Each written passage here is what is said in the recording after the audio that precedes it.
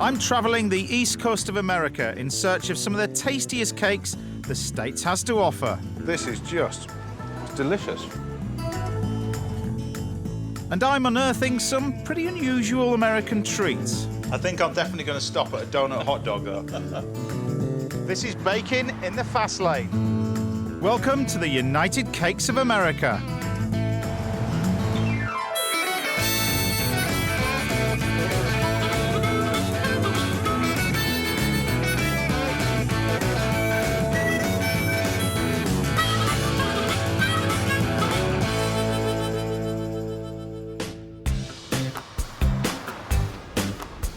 Today I'm in New York to see a cake so simple to make, you don't even need an oven. It suddenly becomes this cake without having to bake. Then I'll be driving the streets of Brooklyn with a truckload of oatmeal cookies. Ooh, when it hits the back of the palate, it just... I'll also be showing you the secrets to an instant strawberry gâteau and using cornflakes to make the perfect cookie. I think the difficulty is with this is not the recipe, but it's actually waiting to try them. I'm in New York, one of the most exciting cities on earth. I love driving here. I love it. I love the yellow cab. You will never, ever, ever get bored. That's a horse and cart. That's not me. That was me. That wasn't a horse. They're pretty impatient, these cab drivers. New York is the busiest city in America. Over 8 million people are crammed into its skyscrapers and narrow streets. The result is mind-blowing. Just an insane, insane place.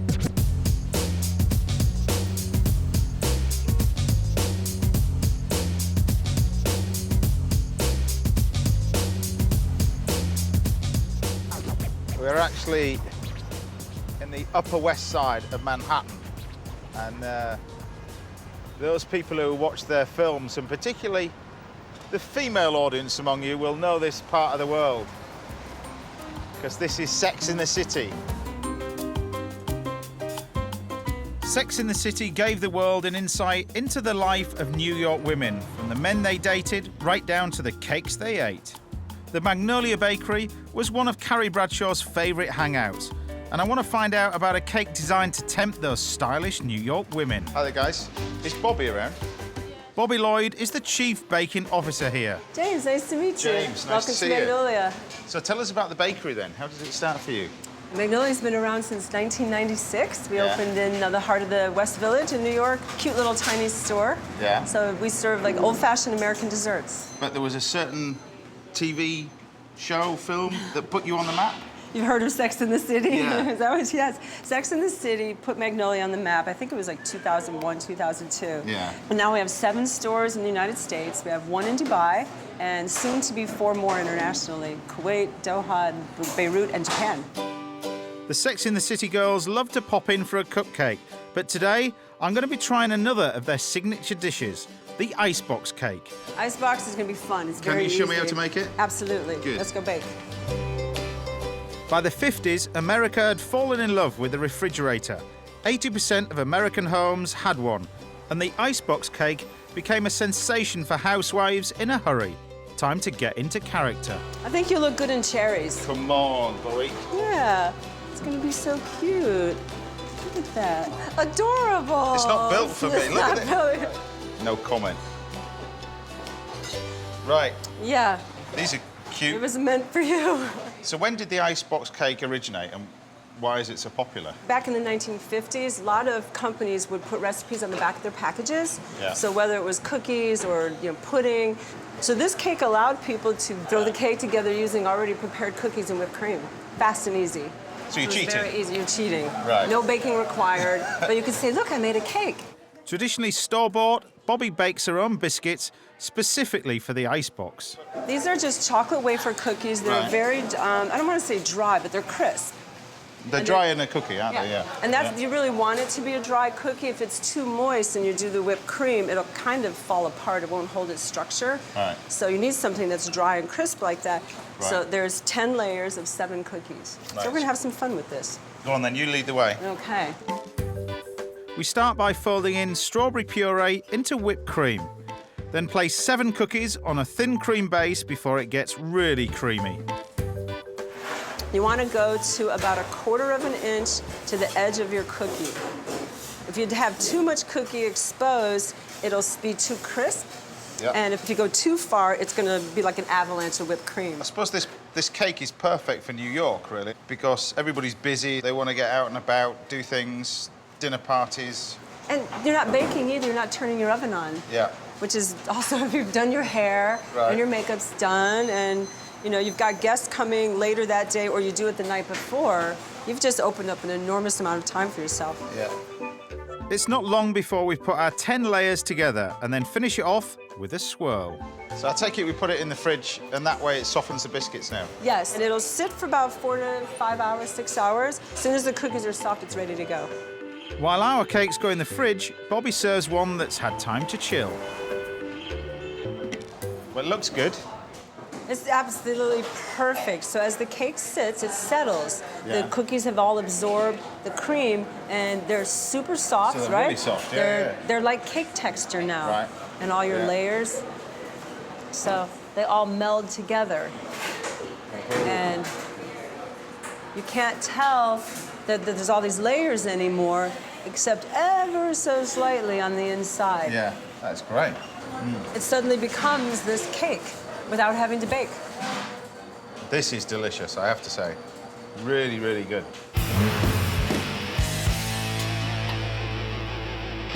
I've never really watched Sex in the City. However, that icebox cake was really, really impressive. It's one of the great things about baking that it really crosses all sections. You've got the technical aspect and then you've got the simple stuff.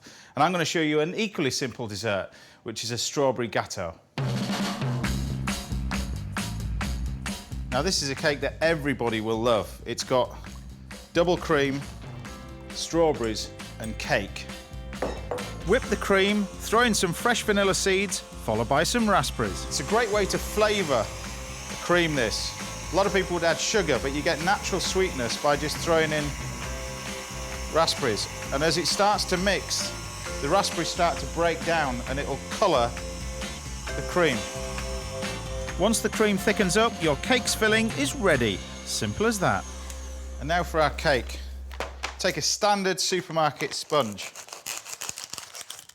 I suppose it's kind of a weird thing on a show associated with baking to be able to use packet ingredients, but I have to say I love that icebox cake and the way that it was put together. Not only did it look great, but it tasted great. So what we can use is a ready-made ingredient like this sponge. What we're looking for is just a central piece like that. And then what we need to do is thinly slice it. With a sharp knife, cut 1/3 of the way through the cake and then turn to make an even cut all the way through. Now start to build inside a metal cake ring. Now, of all the cakes that I make, this, although it sounds ridiculous, is probably the most popular. Certainly the one that people will try at home. They like the idea of being able to make something, but haven't got the time to be able to do it. So anything like this sponge, which will save you a good half an hour, is ideal.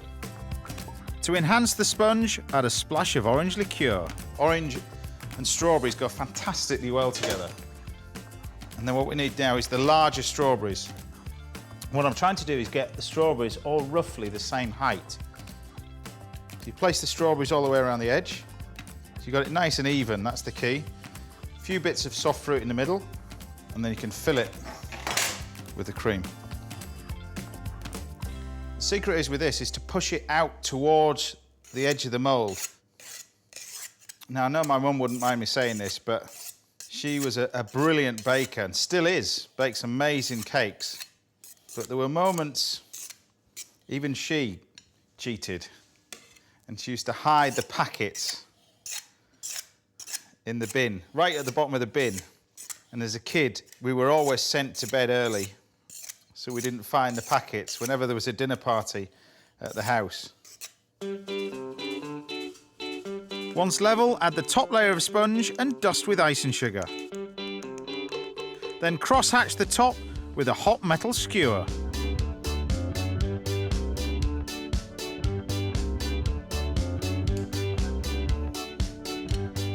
So I've just heated up the metal ring. You could use a cloth, a hot cloth. It just loosens the cream. Lift it off. You could stop at this point, but I'm just going to glam this up a little bit more. And fresh fruit will give me a finishing touch. And I suppose this is what cake making is all about. You eat with your eyes, so this is where you can be as visual as you want. Particularly strawberries and cream looks really elaborate. But nobody would ever know that you've actually made it out of a sponge flan. And the final flourish, some spun sugar.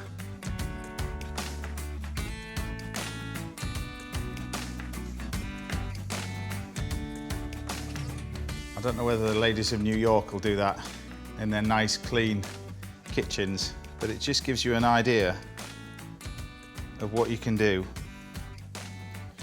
with a supermarket sponge flan.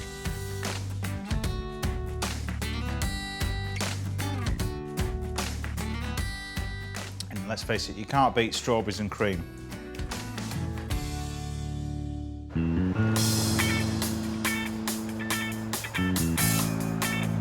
Leaving the skyscrapers of Manhattan behind me, I'm crossing the Hudson River into Brooklyn. It's really a mix, is Brooklyn. You have the bits that have been undeveloped and the bits like this that are full of trendy bakeries and bars. It's quite a cool place to live. My next stop is an essential one for any cake road trip. This is the home of one of New York's first mobile bakeries, and I've heard they make a pretty mean oatmeal cookie. Hi, Kim. Hi. Hi there, nice to see you. Nice to see you too. Now, this looks relatively new in here. It is. Right. We opened this summer. But it's not where you first started, was it? No. I started over 5 years ago with my truck, the Treats truck. And I was not a professional baker. I was a home baker obsessed with cookies. Yeah. And I just bought a truck and filled it with treats and started driving around Manhattan. And it's been the best thing I've ever done. Because I'm assuming this gives you it gives you a mobile shop as well as you've got the store as well. Yeah, it's a dream come true for me. I wanted both. I wanted a truck and I wanted a shop. Every truck needs some treats, so before I get to look at Kim's wheels, I'm going to help her make some of her best-selling oatmeal cookies. It smells like a bakery. Oatmeal cookies are very traditional in the US. Yes. When I think of being a kid, I think of baking oatmeal cookies or going to my grandma's house and smelling the oatmeal cookies in the oven. And so it's based on the old-fashioned recipe. It's just I like a little more dark brown sugar. We start by creaming together some butter and sugar. I love the smell too as you cream it. Yeah, I love the fact that you've given me it to do. That's the... Yeah. You noticed that. Exactly, yeah. Then we add some vanilla and 2 eggs before preparing the flour, salt, baking powder and cinnamon. Then we mix them all together. Right, if you have an oatmeal cookie and a chocolate chip cookie, which one would most of the US pick? I think they would plead to take both. I think. Well, obviously, I've been here long enough to think that they would have both, and probably with jam and cream on the top of it, probably. Kim puts me back to work and we mix in the oats. Pretty soon, this classic cookie dough mixture is ready. The cookies will spread a little bit, so you want to leave a little bit of room in between, between them. Using an ice cream scoop gives Kim's cookies a uniform size and shape. So how long do you cook these for? We bake them for about 10 minutes. Then they'll be ready for the truck. And then the truck fills with the smell of it. So as you drive, you smell all the cookies. Sounds good. Yep. So the cookies go into the oven and it's not long before we load it up and ready to meet the truck.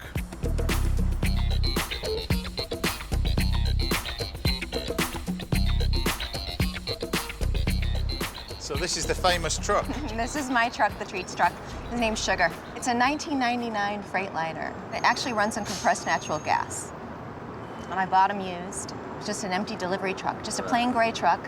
And I went to a place and I said, can you help me turn this into a bakery truck? And we cut out the window and put in the shelves. And I suppose what's great about this, it can give you locations that you can't necessarily afford with the rent. Absolutely. There's no way I could afford to have spots all over Manhattan. And I like the little sign.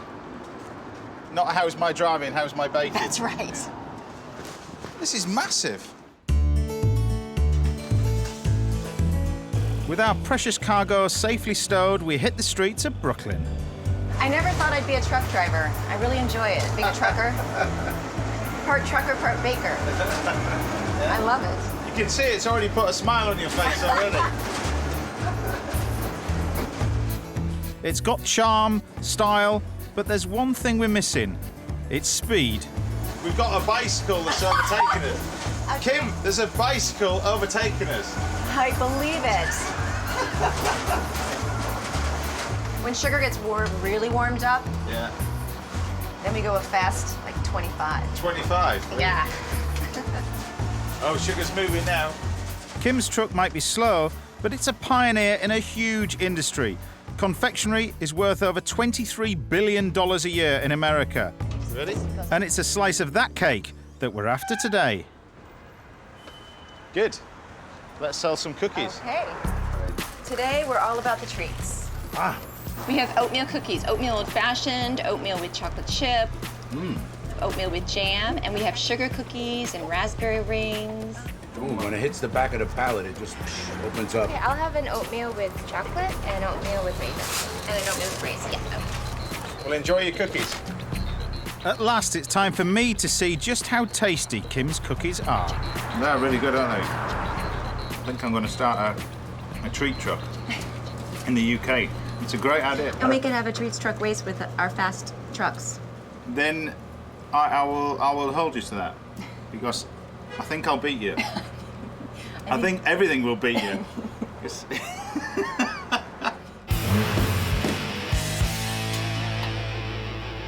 I don't know whether the treat trucks will catch on in the UK. I think we have a bit of a lack of parking in the city centres. But instead of using oatmeals in my cookies, I'm going to use this, cornflakes. And this is cornflake and marshmallow cookie. So to start with, I'm going to use these cornflakes. And what you need to do is mix them together with milk powder and sugar. Then a splash of melted butter. Now, the first time I came across this was actually one of my chefs in the restaurant. This was his idea of actually mixing together cornflakes, sugar, butter and milk powder together and then baking it. And it's when you bake it, you get this real delicious crunch that's fantastic in the centre of cookies. Bake the mixture in a medium oven for 6 minutes, then stack the cookie dough.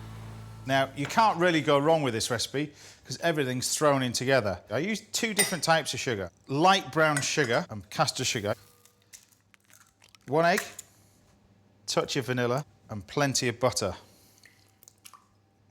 Then mix plain flour with some bicarb soda. But I think the secret with anything with chocolate that's sweet, add some salt because it cuts through the heaviness of chocolate and almost cleanses the palate as you're eating it. So we can throw all of that in.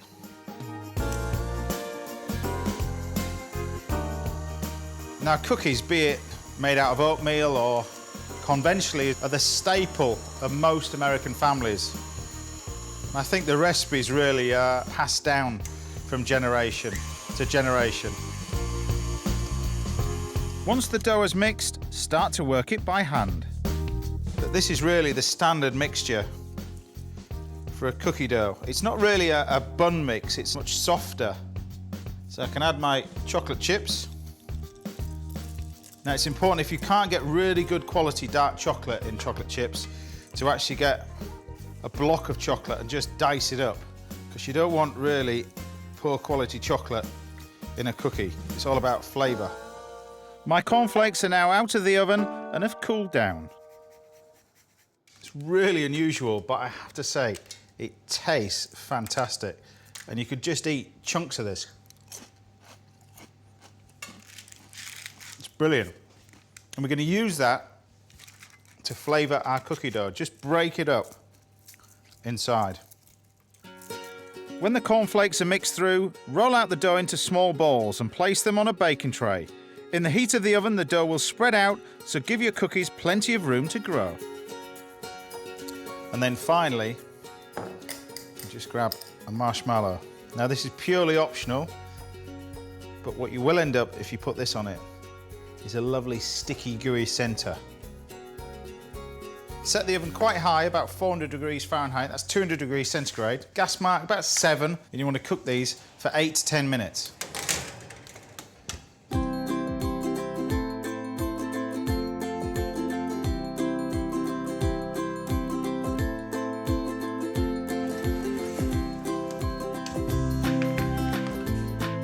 I think the difficulty is with this is not the recipe, but it's actually waiting to try them, because you've got to get them just so they're nice and warm, but not cold. And then the best part of this, I think, is that little marshmallow in the centre. Gives it a lovely, soft, gooey coating.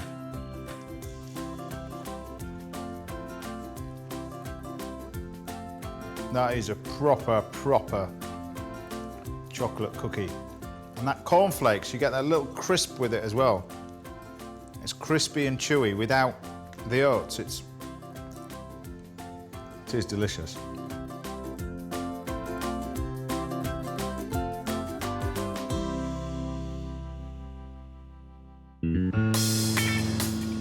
Brooklyn has surprised me. It's funny how your initial perception of a place is totally different to when you see it for real. This is what it's all about. It's about community. You've got a farmer's market here. It's about family tradition, and that goes the same in their food. The old classic recipes will always be there.